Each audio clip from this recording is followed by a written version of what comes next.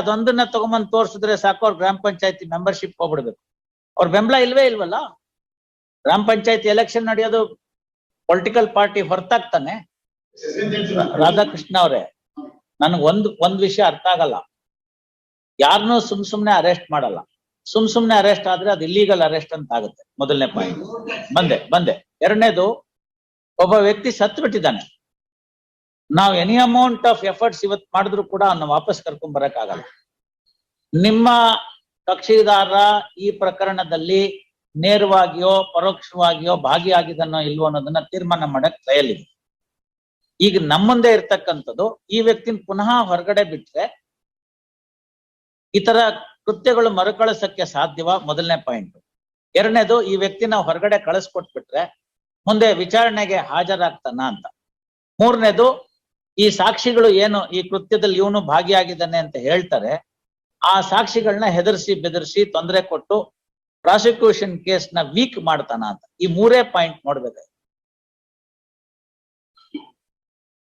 Any condition ಅಲ್ಲ, ಅದ್ರೊಳಗಡೆ ಬರುತ್ತೆ. ಗ್ರಾಮ ಪಂಚಾಯತಿ ಅಲ್ಲ, ಗ್ರಾಮ panchayat assistant claims that is a above ಲಾ.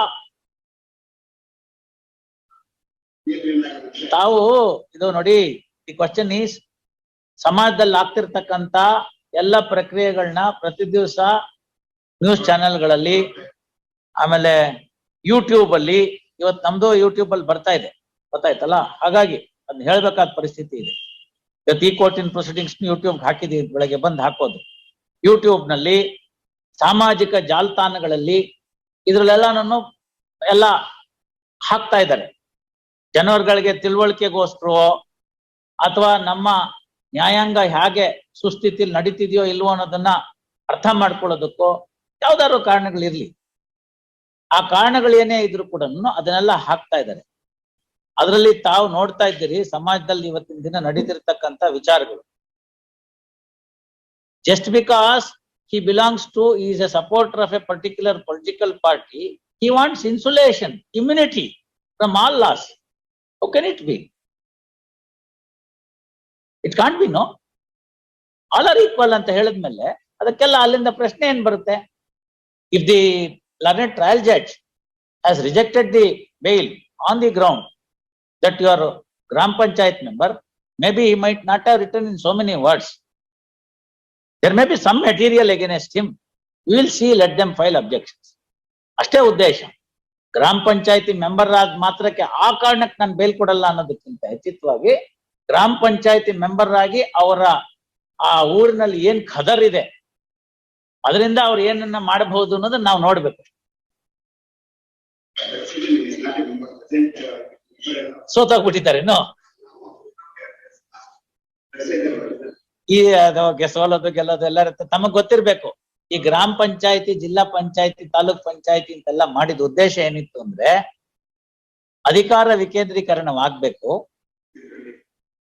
ಅಧಿಕಾರ ವಿಕೇಂದ್ರೀಕರಣ ಆದಾಗ ಎಲ್ಲರೂ ಪ್ರತಿಯೊಬ್ಬರು ವಿಧಾನಸೌಧದ ಕಡೆ ಮುಖ ಮಾಡ್ಕೊಳ್ಳೋದು ಬೇಡ, ಅವ್ರವ್ರ ಜಿಲ್ಲೆನಲ್ಲಿರ್ತಕ್ಕಂಥ ಮಿನಿ ವಿಧಾನಸೌಧದ ಕಡೆ ತಲೆ ಹಾಕಿ ಮಲಗಿದ್ರೆ ಸಾಕು ಅಂತ ಹೇಳಿ ಆ ಕಂದಾಯ ಕಟ್ಟೋದ್ರಲ್ಲಿ ಕಂದಾಯಕ್ಕೆ ಸಂಬಂಧಪಟ್ಟಿದ್ದಂತ ಬಂದಂತ ಹಣನ ಕಂದಾಯ ಪ್ಲಸ್ ಸರ್ಕಾರದ ಇನ್ನಿತರೆ ಪ್ರಾಜೆಕ್ಟ್ ಗಳಿಂದ ಬರ್ತಕ್ಕಂಥ ಹಣವನ್ನ ಕೊಡೋದು.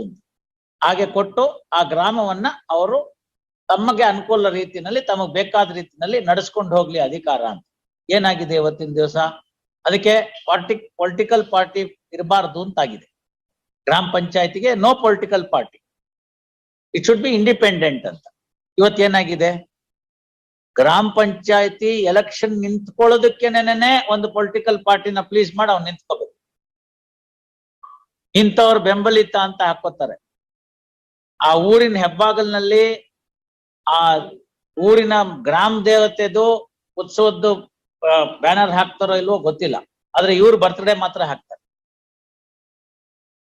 ಅಲ್ಲಿ ಎಲ್ಲಾರ್ದು ಇರುತ್ತೆ, right from there highest leader ಅವ್ರದೆಲ್ಲ ಸಣ್ಣ ಚಿತ್ರ, ಕೊನೆಗೆ ಇವ್ರದೊಂದು ಆಳೆತ್ತರದ ಚಿತ್ರ. For what? ಅಂಡ್ ವೆರಿ ಅದೊಂದನ್ನ ತಗೊಂಬಂದ್ ತೋರ್ಸಿದ್ರೆ ಸಾಕು, ಅವ್ರ ಗ್ರಾಮ ಪಂಚಾಯತಿ ಮೆಂಬರ್ಶಿಪ್ ಹೋಗ್ಬಿಡ್ಬೇಕು. ಅವ್ರ ಬೆಂಬಲ ಇಲ್ವಲ್ಲ. ಗ್ರಾಮ ಪಂಚಾಯತಿ ಎಲೆಕ್ಷನ್ ನಡೆಯೋದು ಪೊಲಿಟಿಕಲ್ ಪಾರ್ಟಿ ಹೊರತಾಗ್ತಾನೆ. ಹಾಗಾಗ್ತಿದ್ಯಾ? ಆಗಿಲ್ಲ. ಹಾಗಾದ್ಮೇಲೆ ಏನಾಯ್ತು? It is the extended version of A political party. ಈ ಮರ್ಡರ್ಗಳೆಲ್ಲ ಯಾಕಾಗುತ್ತೆ? ಮೂರೇ ಕಂಡೀಷನ್. ಒಂದು, ಇಲಿಸಿಟ್ ರಿಲೇಶನ್ಶಿಪ್ ಇರ್ಬೇಕು, ಇಲ್ದರೆ ಮರ್ಡರ್ ಫಾರ್ ಗೇನ್ ಇರ್ಬೇಕು, ಇಲ್ದರೆ ಯಾವುದೋ ದ್ವೇಷ ಇರ್ಬೇಕು. ಆ ದ್ವೇಷಗಳಲ್ಲಿ ಅತ್ಯಂತ ದ್ವೇಷ ಈಗ ಆಗ್ತಿರೋದು ರಾಜಕೀಯ ದ್ವೇಷ. ಇದಿಲ್ದಿದ್ರೆ ಮರ್ಡರ್ ಆಗ ಚಾನ್ಸ್ ಇಲ್ವಲ್ಲ. ಆ ವ್ಯಕ್ತಿ ಇವನ ಬೆಳವಣಿಗೆಗೆ ಅಡ್ಡಗಾಲಾಗಿದ್ದಿದ್ರೆ ಅವನೇ ತೆಗೆದಾಕ್ಬಿಟ್ರೆ ಮುಗ್ದೋಯ್ತಲ್ಲ. ಇನ್ ಜನ್ಮೇಪಿ ಯಾರು ಅವನ್ನ ಗ್ರಾಮ ಪಂಚಾಯತಿಯಿಂದ ಅಲ್ಲಾಡ್ಸಕ್ಕೆ ಆಗೋದಿಲ್ಲ. ಎಲ್ರಿಗೂ ಹೇಳ್ಕೊಂಡು ತಿರುಗ್ತಾನೆ. ನೋಡು ಏನಾಯ್ತು, ಅರೆಸ್ಟ್ ಆದೆ, ಹೊರಗ್ ಬಂದೆ. ಬೇಲ್ ಗ್ರಾಂಟ್ ಆದ್ರೆ ನ್ಯಾಯಾಲಯದಲ್ಲಿ, ನ್ಯಾಯಾಂಗದಲ್ಲಿ ನಂಬಿಕೆ. ಬೇಲ್ ರಿಜೆಕ್ಟ್ ಆದ್ರೆ ನನ್ನ ವಿರುದ್ಧ ಷಡ್ಯಂತ್ರ. Readymade answer.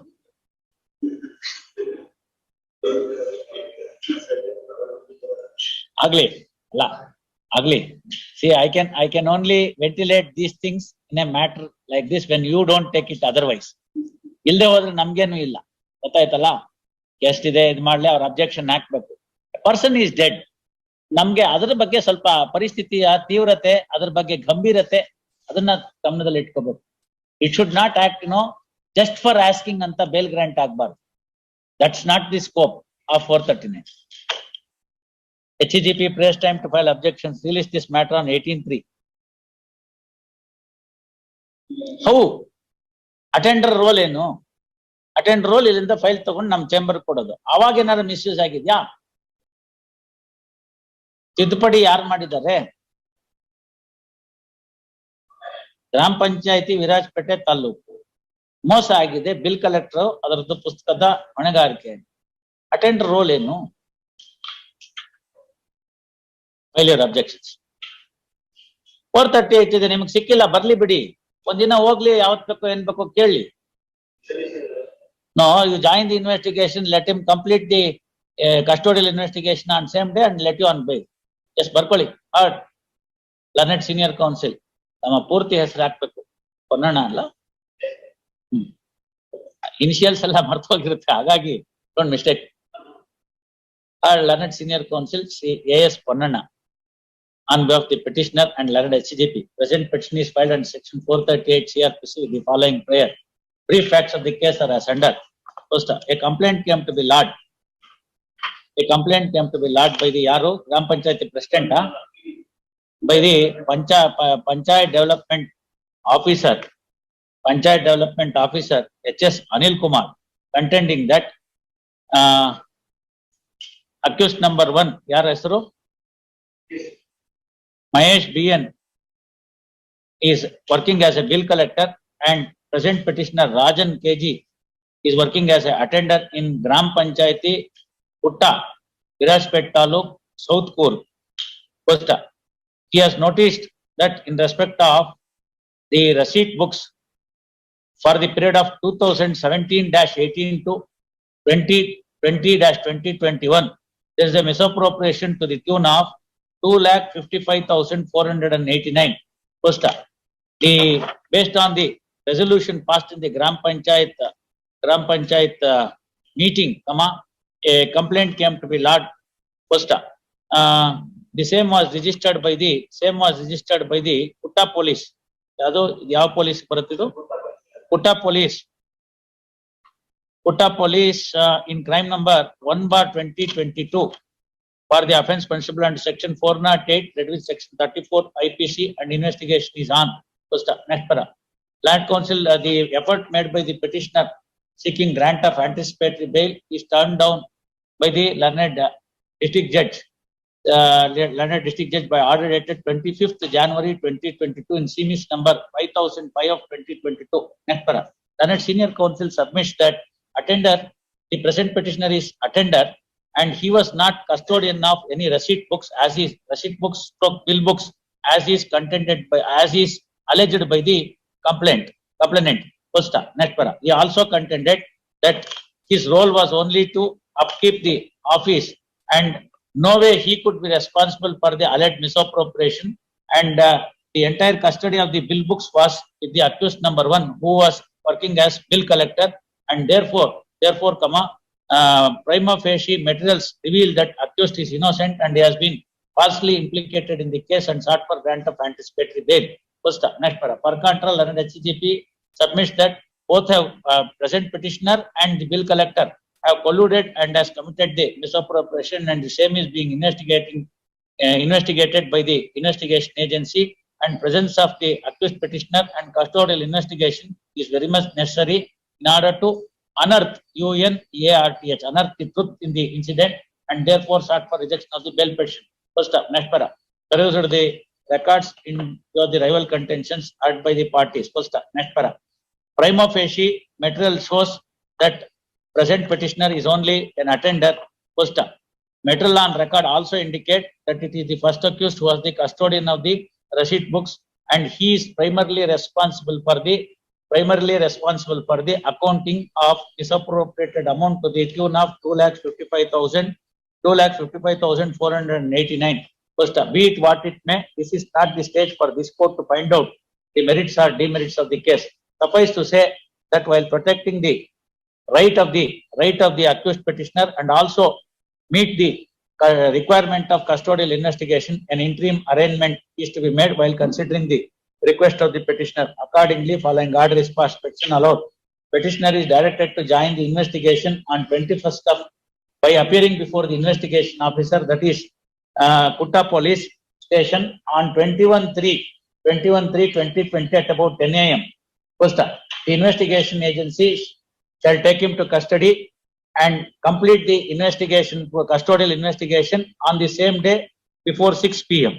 First, thereafter, let the accused petitioner on bail on executing a bond in a sum of ₹50,000 with one surety for the like sum. Next para. Petitioner shall not tamper the prosecution witnesses or hamper the investigation process in any manner. First, he shall mark his attendance before the investigation officer every alternate Sunday between 10 a.m. to 2 p.m. Till the final report is filed. He shall attend the court regularly. He shall not leave the jurisdiction of Kodagu district without prior permission. Violation of any one of the conditions would entitle the prosecution to seek cancellation of the bail. Ordered accordingly.